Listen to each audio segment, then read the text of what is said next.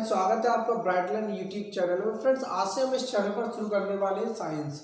देखिए फ्रेंड्स, कुछ स्टूडेंट्स ऐसे होंगे जो इस वीडियो को देख रहे हैं जो 12th करके अभी आए और उन्होंने सोचा कि मैं कंपटीशन में, चाहे वो फिर रेलवे हो, एसएससी हो, या फिर फ्रेंड्स कोई भी यूपी ट्रिपल एससी से लगाकर कोई भी सेंट्रल गवर्नमेंट की जॉब हो या फिर फ्रेंड्स स्टेट गवर्नमेंट की। देखिए साइंस सब में आता है और साइंस आपको जो भी क्वेश्चन है, देखिए साइंस के बायोलॉजी हो या फिर केमिस्ट्री हो या फिर फिजिक्स हो, फ्रेंड्स सबसे पूछे जाते हैं और बहुत ही ज़्यादा इंपॉर्टेंट होते हैं आपके लिए। अब फ्रेंड्स मैं बात करने वाला हूँ, देखिए कि हमारे पास कुछ जॉब्स हैं बेसिक, जैसे रेलवे है, एसएससी है, यूपी ट्रिपल एससी है, यूपीएसआई है।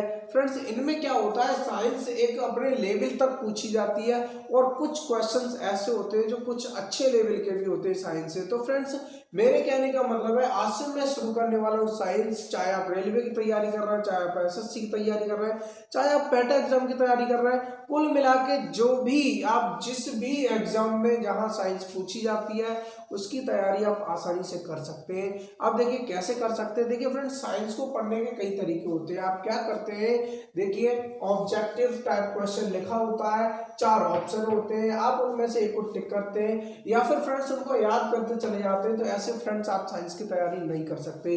क्यों नहीं कर सकते फ्रेंड, बात समझिए मेरी। जैसे मैंने कह दिया, बायोलॉजी जो है, बायोलॉजी एक ऐसी साइंस है जिसमें हम प्राणियों के बारे में जानते हैं, जिनके ऑर्गन्स के बारे में जानते हैं। वहीं हमने कह दिया, क्वेश्चन को थोड़ा सा घुमा दिया, ऑर्गन्स किस साइंस के कौन से पार्ट में यूज होता है। तो आपने वो क्वेश्चन तो याद नहीं किया ना। यदि आप थ्योरी पढ़ते हैं, यदि आपको थ्योरी पूरी पता है, तो आपको पता है कि ये किस थ्योरी से, यानी कि कौन सी साइंस से, साइंस के कौन से पार्ट से क्या लिया गया है और इसमें किसके बारे में जिक्र किया गया है। तो मेरे कहने का मतलब है कि आज से मैं साइंस शुरू करने वाला हूँ। साइंस में सबसे पहले मैं बात करूंगा बायोलॉजी की। जिस दिन हमारा बायोलॉजी फिनिश हो जाएगा जल्दी से, उसके बाद केमिस्ट्री मेरे। और सबसे इंपॉर्टेंट मैं बात बताऊं कि जो भी मैं जितना भी पढ़ाऊं फ्रेंड्स, उतने पे आप बिलीफ रखना। आप इसके अलावा बाहर से कुछ भी मत पढ़ना।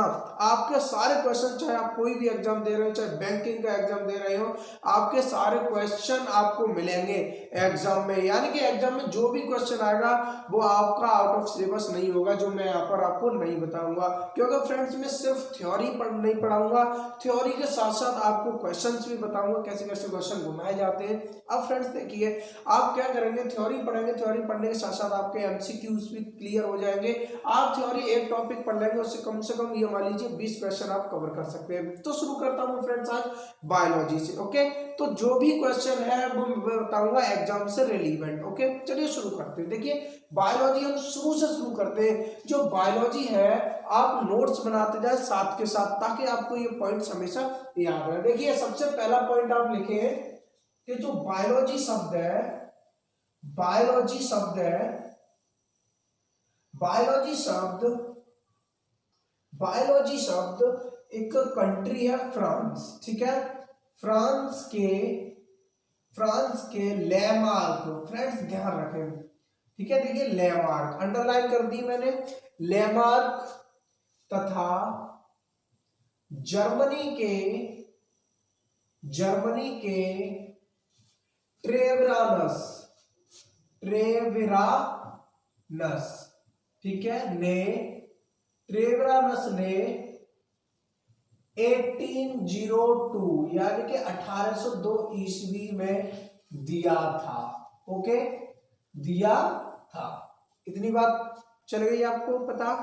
अब देखिए मेरे कहने का मतलब है कि बायोलॉजी शब्द फ्रांस के लैमार्क तथा जर्मनी के ट्रेविरानस ने 1802 में दिया था। कहने का मतलब मेरा फ्रेंड्स ये है, अब क्वेश्चन ऐसे भी आ जाए कि फ्रांस के लैमार्क ने क्या दिया था। साइंस में फ्रांस के लैमार्क का क्या महत्व है, क्यों इनका नाम यूज किया जाता है, तो आप बता सकते हैं कि ये जो थे वो फ्रांस के रहने वाले थे। देखिए सबसे पहला क्वेश्चन तो है ना, 4 आपको सारे साइंटिस्ट मिल जाएंगे और पूछा जाएगा फ्रांस के कौन है, तो आपको देखिए क्वेश्चन ये कंप्लीट हो गया। उसके साथ साथ बायोलॉजी शब्द लैमार्क ने दिया था, ये बात भी पता चल गई। और बायोलॉजी में लैमार्क का क्या महत्व है, क्योंकि इन्होंने बायोलॉजी शब्द दिया था। वैसे फ्रेंड्स ट्रेविरानस के बारे में हम जान जाएंगे। और बायोलॉजी का शब्द जो दिया था, कब दिया था, 1802। कितने क्वेश्चन कंप्लीट हो गए। तो इस तरीके से हम कर सकते हैं। अब आगे चले हम थोड़ा सा बायोलॉजी में, हमें इतनी बात पता चल गई बायोलॉजी के पार्ट्स कितने होते हैं।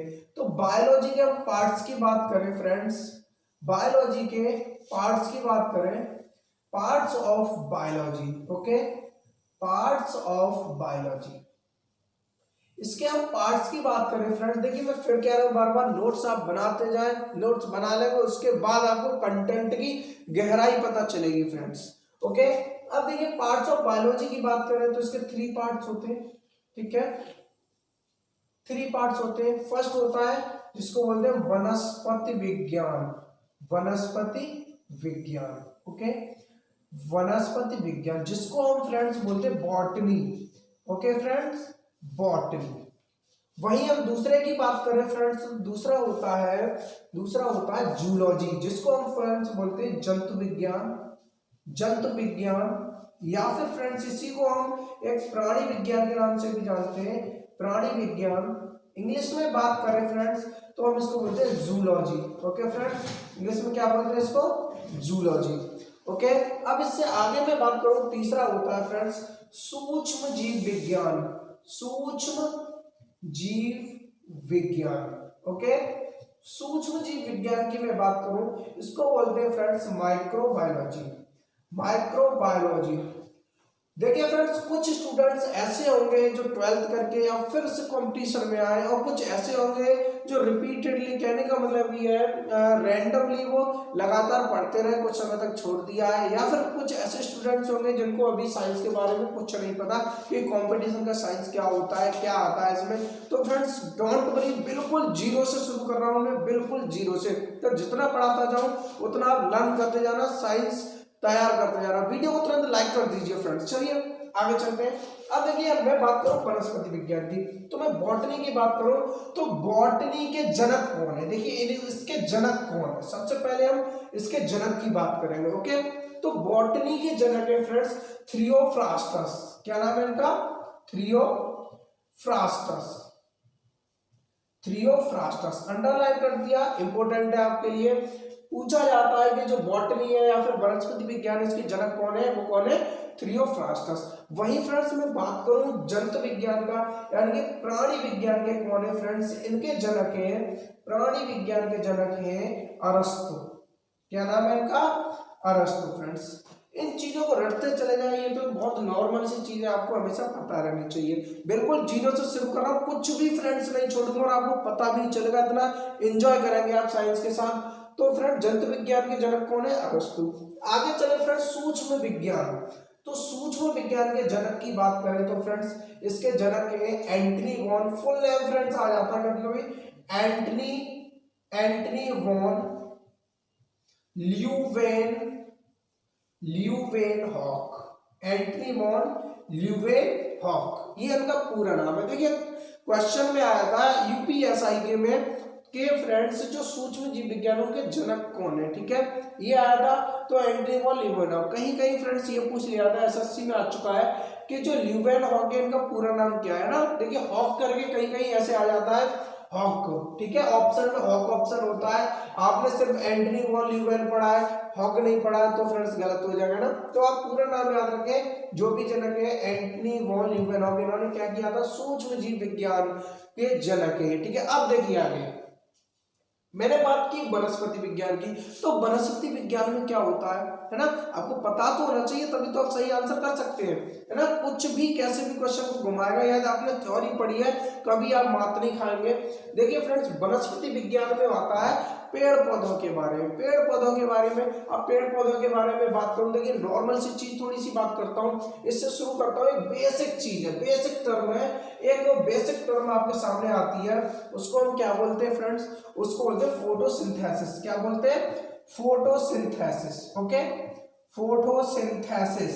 इसको हिंदी में बात करें तो क्या बोलते हैं, प्रकाश संश्लेषण, है ना, प्रकाश संश्लेषण, ओके। जिसको पता है अच्छी बात है, जिसको नहीं पता है वो कमेंट में जरूर बताएं, ओके। चलिए आगे, तो फोटोसिंथेसिस क्या होता है, ये एक ऐसी प्रक्रिया होती है, ये एक ऐसी प्रक्रिया होती है, ऐसी प्रोसेस होती है, ठीक है, जिसमें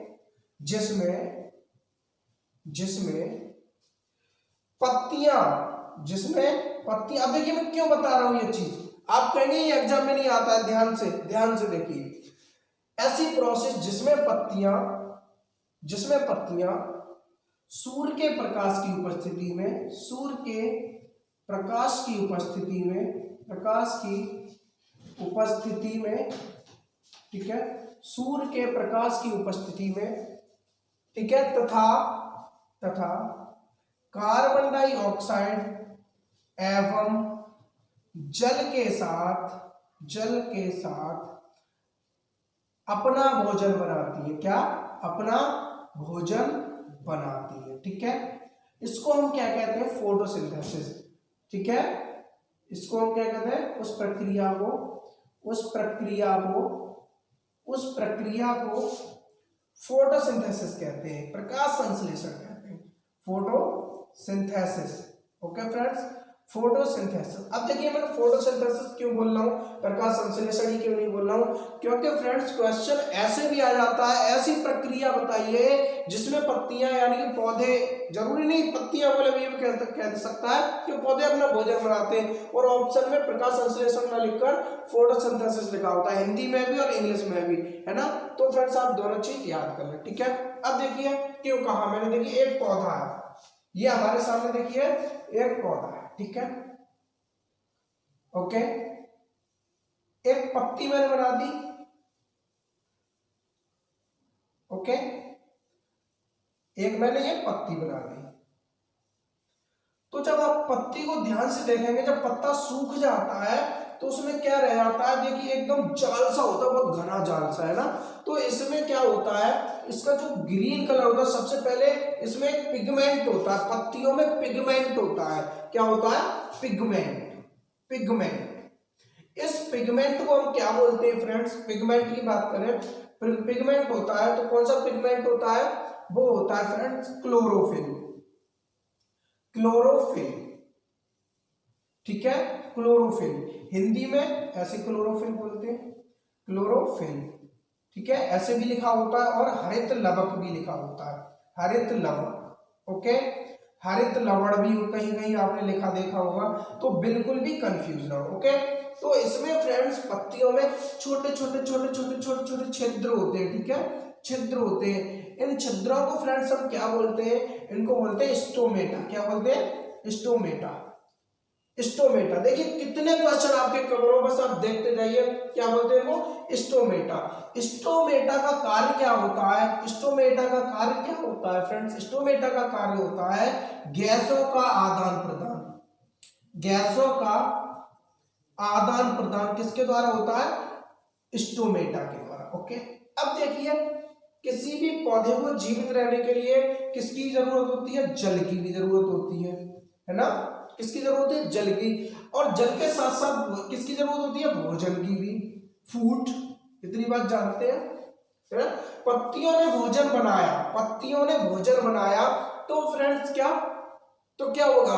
वो भोजन हमें पूरे पौधे तक कैसे पहुंचेगा? तो इसमें एजेंट होते हैं। क्या होते हैं? एजेंट। यानी कि पौधे में जो फल है, भोजन है, तो वो कहां से आता है? ऊपर से नीचे की ओर आएगा। सिंपल सी बात है, क्योंकि पत्तियां ऊपर होती है ना। पत्तियों ने भोजन बनाया तो पूरे पौधे में कब जाएगा? ऊपर से नीचे के लिए आएगा, ठीक है। ये नीचे आ रहा है भोजन, ठीक है। तो इसको जो एजेंट भोजन को पूरे पौधे में पत्तियों से लेकर सप्लाई करता है, तो हम उसको क्या बोलते हैं फ्रेंड्स? इसको बोलते हैं, हम क्या बोलते हैं? फ्लोएम। क्या बोलते हैं?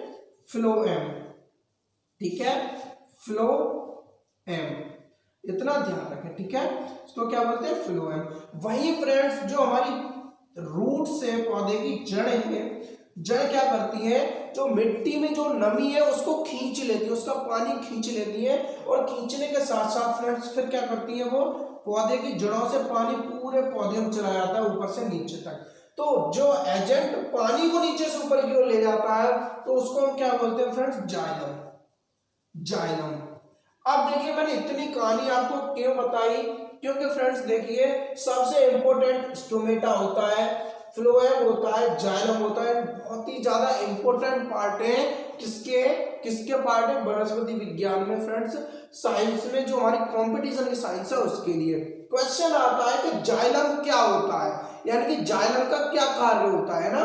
तो पौधों में भोजन सबसे पहले याद रखें, पौधों में भोजन ऊपर से नीचे की ओर आता है, और वहीं जल की बात करें तो नीचे से ऊपर की ओर जाता है, क्योंकि जल हमेशा जड़ों से लिया जाता है और जो भोजन है वो पत्तियां बनाती है ऊपर से। तो ये बात आपको पता चल गई होगी। ओके, तो अब हम चलते आगे, इसको मैं रब कर दूं।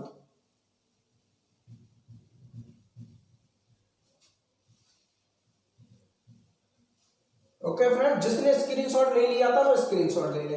फोटोसिंथेसिस आपको पता चल गया, इसके साथ साथ फ्रेंड्स आपको पिगमेंट पता चल गया। एक क्लोरोफिल नाम का पिगमेंट होता है जिसकी वजह से पत्तियों का रंग कैसा होता है, हरा होता है, ये बात पता चल गया।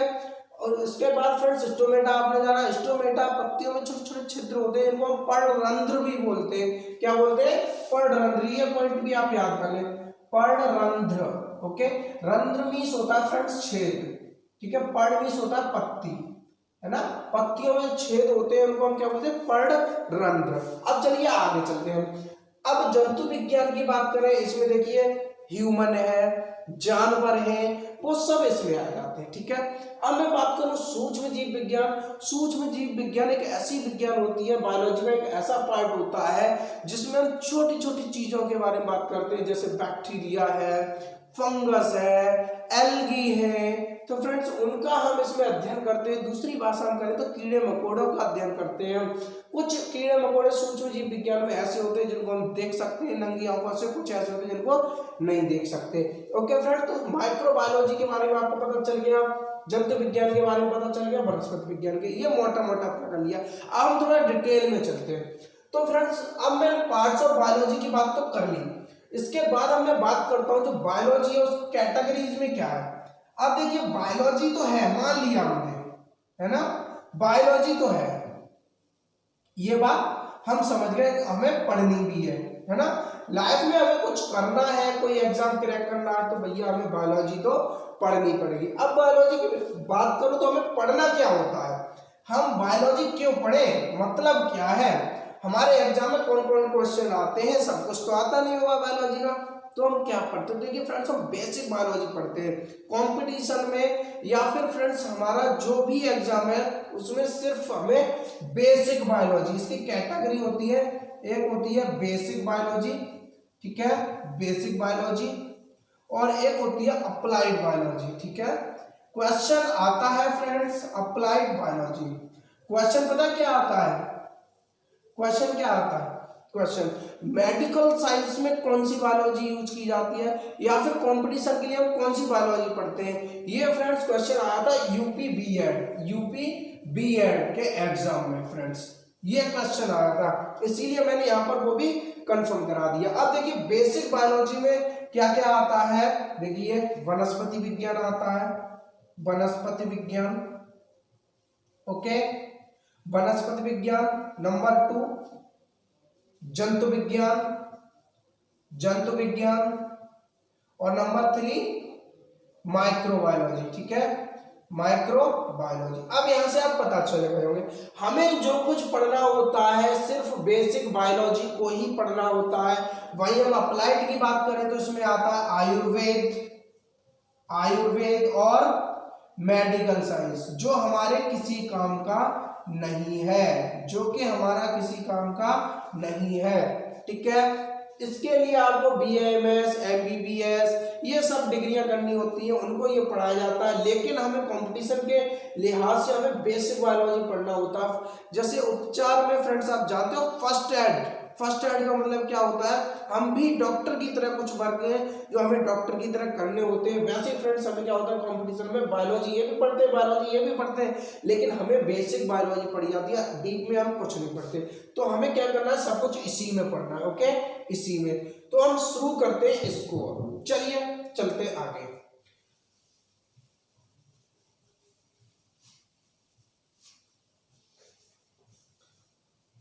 अब देखिए मैं बात करूंगा सबसे पहले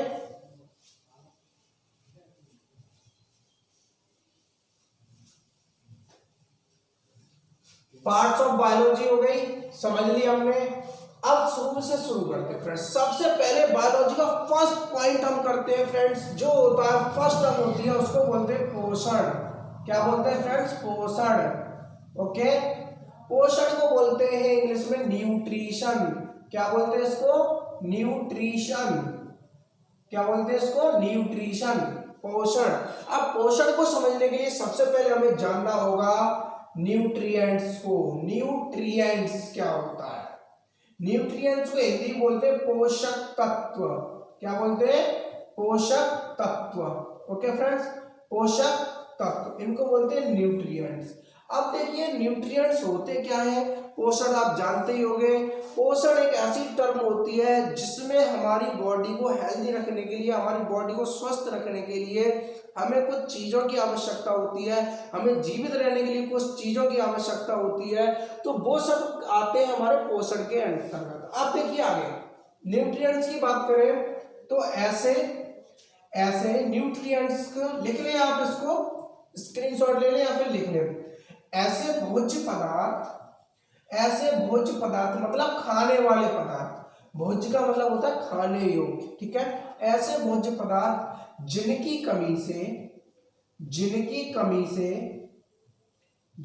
कमी से हमें रोग हो जाते हैं। क्या हो जाता है? रोग हो जाते हैं। उन्हें पोषक तत्व कहते हैं। ओके फ्रेंड्स, पोषक तत्व कहते हैं। इतनी बात क्लियर हो गई। यानी कि ऐसे भोज्य पदार्थ, ऐसे खाने वाली चीजें जिनकी कमी से हमें रोग हो जाते हैं, हमारी बॉडी में रोग उत्पन्न हो जाते हैं, उसको हम क्या कहते हैं? उन्हें न्यूट्रिएंट्स कहते हैं, उनको पोषक तत्व कहते हैं। अब न्यूट्रिएंट्स कितने टाइप के होते हैं ये भी जान लेते हैं। तो सबसे पहले हम न्यूट्रिएंट्स की बात कर रहे हैं, ठीक है। हमें यह पता चल गया न्यूट्रिएंट्स क्या होता है। अब देखिए कुछ न्यूट्रिएंट्स ऐसे होते हैं जिनको हमें बहुत भारी मात्रा में जरूरत होती है, कुछ न्यूट्रिएंट्स ऐसे होते हैं थोड़े बहुत भी हमारी बॉडी में मिल जाए तो उससे काम चल जाता है। तो इनको 2 कैटेगरीज में बांटा गया है, ठीक है। फर्स्ट कैटेगरी है फ्रेंड्स माइक्रोन्यूट्रिएंट्स।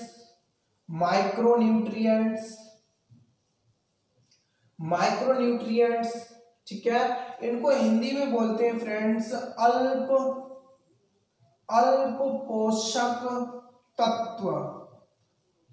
पोषक तत्व।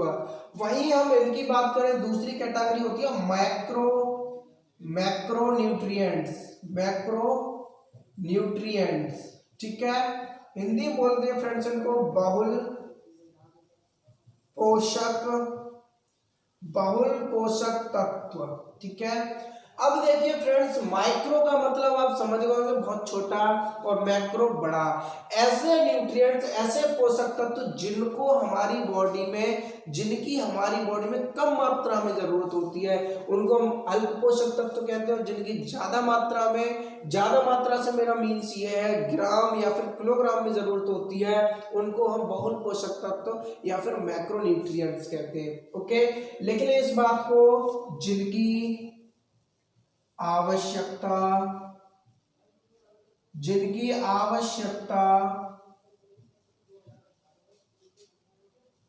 कम मात्रा में होती है, ठीक है, जैसे मिलीग्राम में। ओके, जैसे फॉर एग्जांपल मैं बात करूं विटामिन्स जो भी है आपकी, ठीक है, और मिनरल्स, ठीक है फ्रेंड्स, मिनरल्स, विटामिन और मिनरल्स। वहीं में बहुल पोषक तत्व जिनकी ज्यादा मात्रा में आवश्यकता होती है उन्हें बहुल पोषक तत्व कहते हैं, ठीक है, मैक्रोन्यूट्रिएंट्स कहते हैं।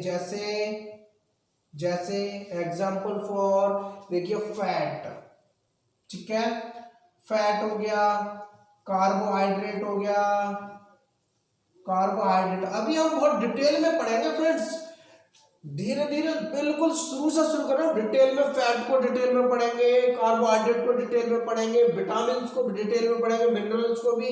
तो डोंट वरी फ्रेंड्स, शुरू से शुरू कर रहा हूं। यदि आपने कभी साइंस नहीं पढ़ी है तो ये पूरी सीरीज चैनल पर जितनी भी वीडियोस आए साइंस की आप पढ़ते जाइए। उम्मीद करता हूं फ्रेंड्स आप मुझसे जरूर कमेंट करके कहेंगे सर आपने बेस्ट पढ़ाया है। अब देखिए आगे कार्बोहाइड्रेट। देखिए फैट की बात करूं मैं तो हमारी बॉडी में फैट की जरूरत होती है 80 ग्राम, ठीक है, 80 ग्राम पर डे, 80 ग्राम, ठीक है, 80 ग्राम मतलब 80, देखिए ग्राम में जरूरत हो रही है हमें इसकी, है ना, 80 ग्राम। वही कार्बोहाइड्रेट की बात करें, कार्बोहाइड्रेट डिटेल में पढ़ेंगे फ्रेंड्स अभी हम। कार्बोहाइड्रेट की बात करें फ्रेंड्स तो कार्बोहाइड्रेट की हमारे शरीर को जरूरत होती है 300 ग्राम पर डे, 300 ग्राम पर डे। नंबर 3 फ्रेंड्स में बात करूं, नंबर 3 बात करूं प्रोटीन्स, प्रोटीन्स। अब देखिए प्रोटीन्स हमारी एज के अकॉर्डिंग होता है, हमारी एज क्या है, एज के अकॉर्डिंग प्रोटीन्स की मात्रा वेरी करती जाती है। कैसे देखते हैं, देखिए अडल्ट की मैं बात करूं, अडल्ट समझ रहे हैं आप, जैसे हम लोग अडल्ट, ठीक है, 19 से ऊपर की एज अडल्ट में आती है, तो इनको जरूरत होती है 0.8 ग्राम, 0.8 ग्राम पर केजी ऑफ बॉडी वेट, पर केजी ऑफ बॉडी वेट। आप समझिए क्या होता है, पहले ये समझ लेते हैं, ठीक है।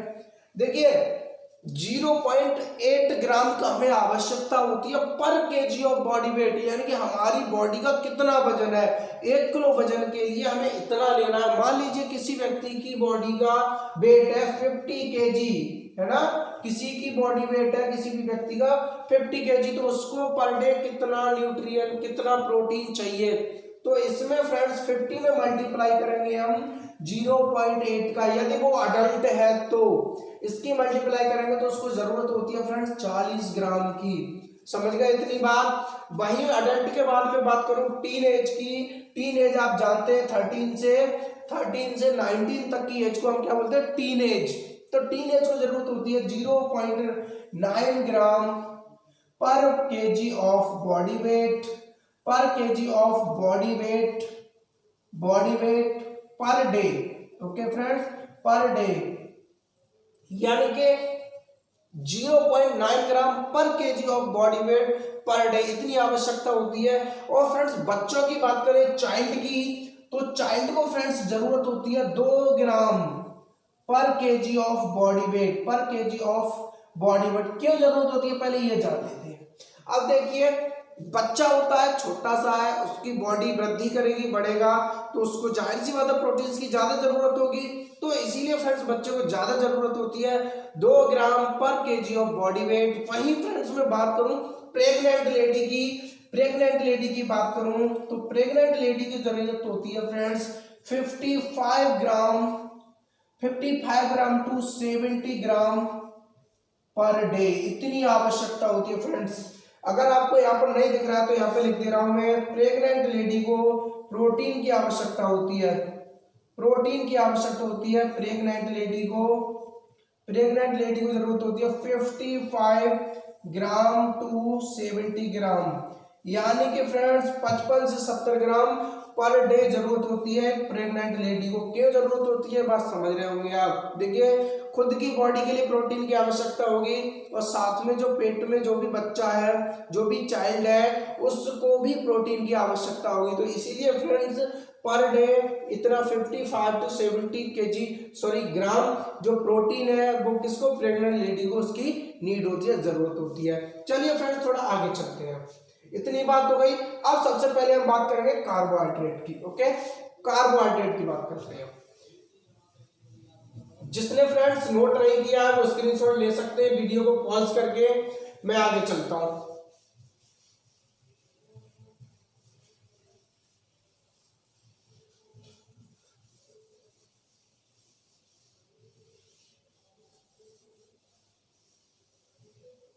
अब फ्रेंड्स सबसे पहले बात करेंगे हम, देखिए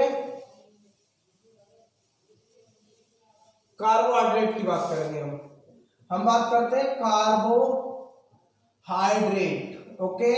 कार्बोहाइड्रेट को फ्रेंड्स सबसे पहले मैं बात करूं, कार्बोहाइड्रेट की बात करूं तो इसे हम क्या शर्करा भी बोलते हैं, शर्करा, ठीक है, और इसको शुगर भी बोला जाता है, ठीक है फ्रेंड्स, इसको शुगर और शर्करा भी कहा जाता है। क्या, शुगर और शर्करा भी इसको कहा जाता है, ओके।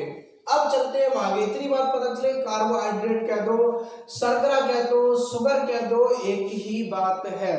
अब चलते हैं आगे, देखिए आपको कुछ पता चल रहा होगा, कार्बो मतलब कार्बन, है ना, ये कार्बन डाइऑक्साइड गैस हो गई, ठीक है, हम सिर्फ कार्बन की बात कर रहे हैं। तो कार्बो मतलब कार्बन, हाइड्रेट जल की तरह कुछ, तो H2O, है ना। अब कार्बोहाइड्रेट क्या होता है, तो कार्बोहाइड्रेट क्या होता है वो आपको यहीं से पता चल गया होगा। कैसे कैसे carbohydrate carbohydrate carbon carbon hydrogen hydrogen तथा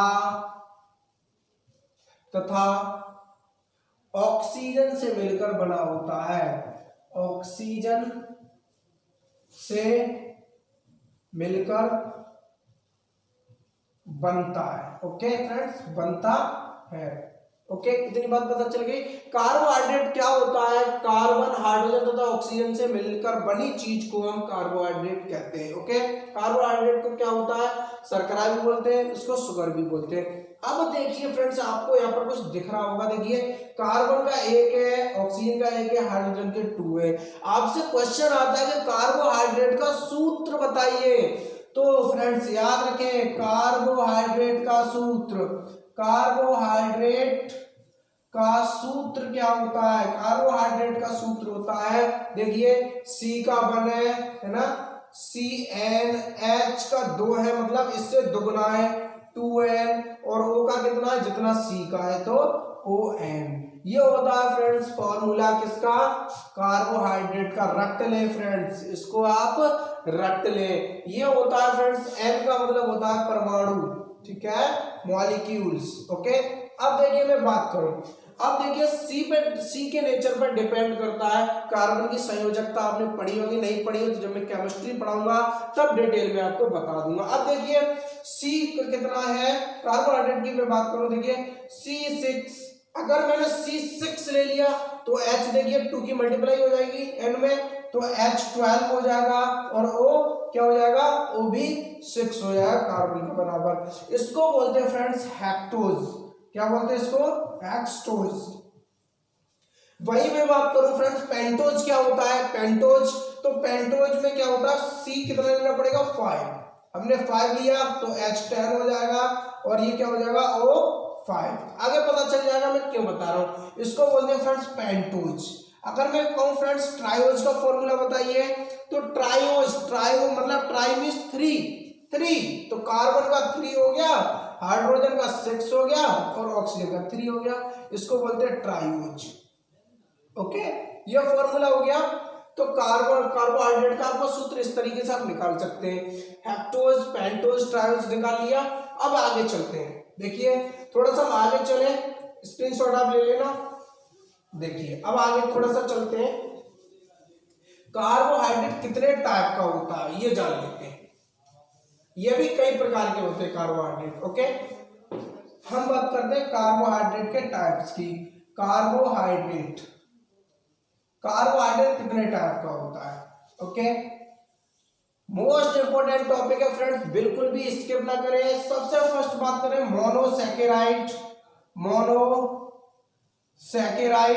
मोनोसैकेराइड, हिंदी में भी फ्रेंड्स ऐसे लिख लेते हैं मोनोसैकेराइड।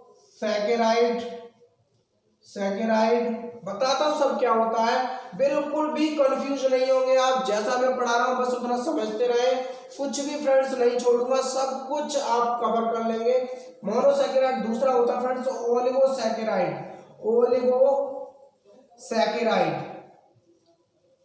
अब ये ना कहें इसका हिंदी बताया, क्योंकि उनको हिंदी इंग्लिश में एक ही कहते हैं, ठीक है, ओलिगोसैकेराइड। हिंदी में फ्रेंड्स ऐसे लिख लो, ओलिगोसैकेराइड, ठीक है, ओलिगोसैकेराइड। आगे फ्रेंड्स एक और होता है, वो होता है पॉलीसैकेराइड। क्या होता है, पॉलीसैकेराइड। हिंदी में ऐसे लिखोगे इसको, पॉलीसैकेराइड। अब बात करते हैं आगे, देखिए मोनोसैकेराइड क्या होता है। मोनोसैकेराइड ऐसे कार्बोहाइड्रेट होते हैं, ऐसी शुगर्स होते हैं जो सिर्फ एक शुगर से मिलकर बने होते हैं, जो सिर्फ एक शुगर से मिलकर बने होते हैं, मिलकर बने होते हैं। जैसे फ्रेंड्स मैं बात करूं फॉर एग्जांपल बात करूं ग्लूकोज। अब देखिए एक भाई बात बताऊं आपको, ग्लूकोज क्या होता है, कार्बोहाइड्रेट क्या होता है, ग्लूकोज क्या होता है, इनको थोड़ा सा समझ लेते हैं। देखिए कार्बोहाइड्रेट हमारी बॉडी में क्या काम होता है, इसका क्यों यूज करते हैं, क्यों खाएं हम कार्बोहाइड्रेट। तो कार्बोहाइड्रेट हमारी बॉडी का फ्यूल होता है। जैसे किसी भी गाड़ी को चलाने के लिए पेट्रोल डीजल की आवश्यकता होती है, वैसे ही हमारी बॉडी को चलाने के लिए हमें एनर्जी की जरूरत होती है, और एनर्जी मिलती है हमें कार्बोहाइड्रेट से। और कार्बोहाइड्रेट क्या है, एक कॉम्प्लेक्स फॉर्म है। क्या है, कॉम्प्लेक्स फॉर्म है, जटिल रूप है। ठीक है, जटिल रूप है किसका, एनर्जी का। हम जब कार्बोहाइड्रेट भोजन के रूप में ले लेते हैं, खा लेते हैं, फिर उसका क्या होता है, डाइजेशन। जब आपका पाचन सिस्टम आएगा, डाइजेशन सिस्टम आएगा, तो बहुत डिटेल में पढ़ाऊंगा कैसे सब कुछ डाइजेशन होता है, थोड़ा शॉर्ट में बता दे रहा हूं। तो कार्बोहाइड्रेट का जब पाचन होता है हमारी बॉडी में, तो वो किस में टूट जाता है, वो टूट जाता है ग्लूकोज में। यानी कि कार्बोहाइड्रेट की सिंपलेस्ट फॉर्म क्या होती है, ग्लूकोज।